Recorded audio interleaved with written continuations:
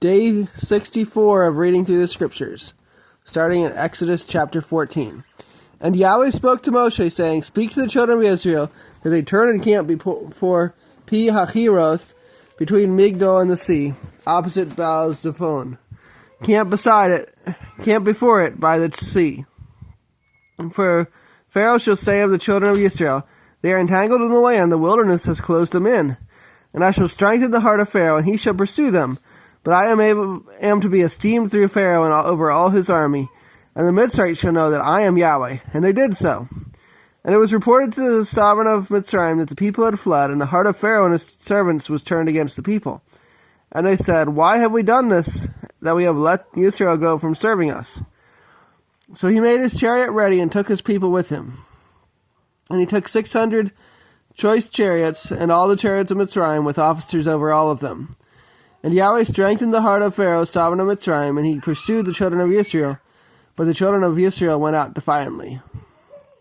And the Mitzrites pursued them, and all the horses and chariots of Pharaoh, and his horsemen and his army, and overtook them, camping by the sea, beside Pi-hahiroth, before Baal-zephon.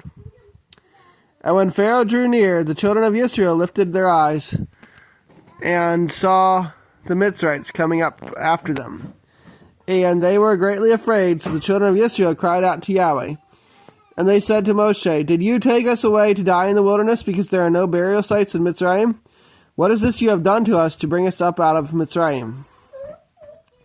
Is this not the word that we spoke to you in Mitzrayim, saying, Leave us alone and let us serve the Mitzrites? For it would have been better for us to serve the Mitzrites than to die in the wilderness. And Moshe said to the people, Do not be afraid, stand still and see the deliverance of Yahweh, which he does for you today. For the Mitzrites whom you see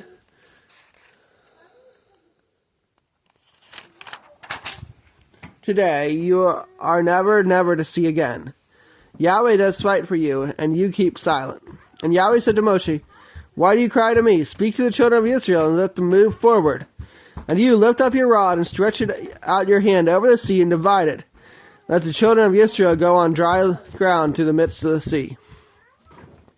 And I am strengthening the hearts of the Mitzrites, and they shall follow them, and I shall be esteemed through Pharaoh and over his army, and his chariots and his horsemen. And the Mitzrites shall know that I am Yahweh when I am esteemed through Pharaoh, his chariots, and his horsemen. And the messenger of Elohim, who went before the camp of Israel, moved and went behind them. And the column of cloud went from before them and stood behind them, and came between the camp of the Mitzrites and the camp of Israel. And it was the cloud and the darkness, and it gave light by night, and the one did not come near the other all night. And Moshe stretched out his hand over the sea, and Yahweh caused the sea to go back by a strong east wind all that night, and made the sea into dry land, and the waters were divided. And the children of Israel went into the midst of the sea on dry ground, and the waters were a wall to them on their right and on their left. And the Mitzrites pursued and went after them into the midst of the sea, all the horses of Pharaoh, his chariots, and his horsemen. And it came to be in the morning watch that Yahweh looked down upon the army of the Mitzrites through the column of fire and cloud, and he brought the army of the Mitzrites into confusion. And he took off their chariot wheels so that they drove them with difficulty. And the Mitzrites said, Let us flee from the face of Israel, for Yahweh fights for them against the Mitzrites. Then Yahweh said to Moshe, Stretch out your hand over the sea, and let the waters come back upon the Mitzrites, on their chariots and on their horsemen. And Moshe stretched out his hand over the sea, and the sea returned to its usual flow at the break of day, with the Mitzrites fleeing into it. Thus Yahweh overthrew the Mitzrites in the midst of the sea. And the waters returned and covered the chariots and the horsemen and all the army of Pharaoh that came into the sea after them, and not even one was left of them. And the children of Israel walked on dry ground in the midst of the sea, and the waters were a wall to them on their right and on their left. Thus Yahweh saved Israel that day out of the hand of the Mitzrites, and Israel saw the Mitzrites dead on the seashore. And Israel saw the great work which Yahweh had done in Mitzrayim, and the people feared Yahweh, and believed Yahweh and his servant Moshe. Isaiah chapter 64. Oh, that you would tear the heavens open, come down, that mountains shall shake before you. As when fiery air burns twigs, as fire makes water boil, to make your name known to your adversaries, so that nations tremble before you. When you did awesome matters which we did not expect, you came down, mountains did shake before you.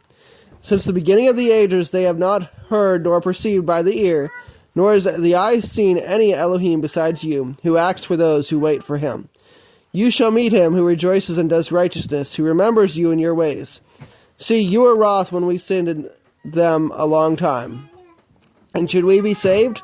All of us have become as one unclean, and all of our righteousnesses are as soiled rags.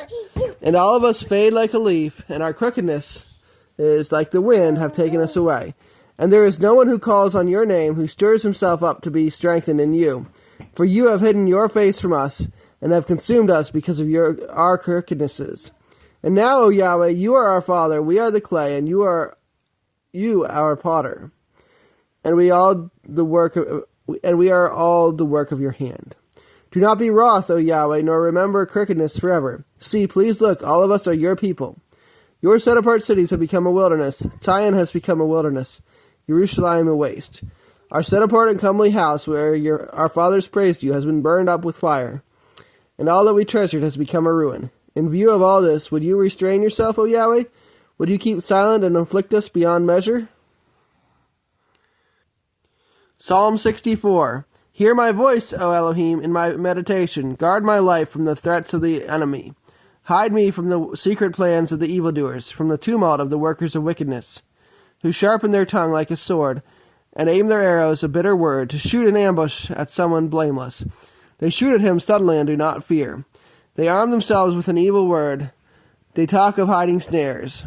They have said, who sees them? They search out unrighteousness. We have perfected a well-searched-out plan. For the inward part of man and heart are deep, but Elohim does shoot at them with an arrow. Their wounds shall be sudden, and they should cause one to stumble. Their own tongue is against them. All who see them flee away. And all men fear and declare the work of Elohim, and they shall wisely consider what he has done. The righteous rejoice in Yahweh, and shall take refuge in him, and all the upright in heart praise him. Luke chapter 20. And it came to be on one of those days, as he was teaching the people in the set-apart place and bringing the good news, that the chief priests and the scribes, together with the elders, came up and spoke to him, saying, Say to us, by what authority are you doing these? Or who is he who gave you this authority? And he answering said to them, I shall ask you one question too, and answer me. The immersion of Yochanan, that's John the Baptist, was it from heaven or from men?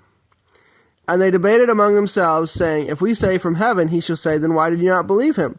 But if we say from men, all the people shall stone us, for they are persuaded that Yochanan was a prophet. And they answered that they did not know where it was from where it was. And Yeshua said to them, Neither do I say to you by what authority I do these. And he began to speak this parable to the people.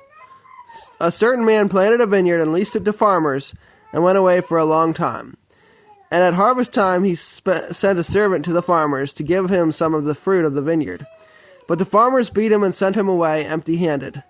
And again he sent another servant, and they beat him too, and maltreated him, and sent him away empty-handed. And again he sent a third, and they wounded him too, and cast him out. And the owner of the vineyard said, What shall I do? I shall send my son, the beloved. They might respect him when they see him. But when the farmers saw him, they reasoned among themselves, saying, This is the heir. Come, let us kill him, so that the inheritance becomes ours. And they cast him out of the vineyard and killed him. What then shall the owner of the vineyard do to them? He shall come and destroy those farmers and give the vineyard to others. And having heard, they said, Let it not be. But he looked at them and said, What then is this that has been written? The stone which the builders rejected has become the chief cornerstone. Everyone who falls on that stone shall be broken, but on whomever it falls, he shall be pulverized. And the chief priests and the scribes sought to lay hands on him in the same hour. But they feared the people, for they knew that he had spoken this parable against them. And keeping a close watch on him, they sent spies who pretended to be righteous to catch him in a word, in order to deliver him to the rule and to the authority of the governor. And so they asked him, saying, Teacher, we know that you say and teach rightly, and you are not partial to any, but teach the word of Elohim truly. Is it right for us to pay taxes to Caesar or not? But perceiving their craftiness, he said to them, Why do you try me? Show me a denarius. Whose likeness and inscription does it have? And they answering said, Caesar's. And he said to them, Then give to Caesar what is Caesar's, and to Elohim what is Elohim's. And they were unable to catch him in a saying in the presence of the people, and marveling at his answer, they were silent.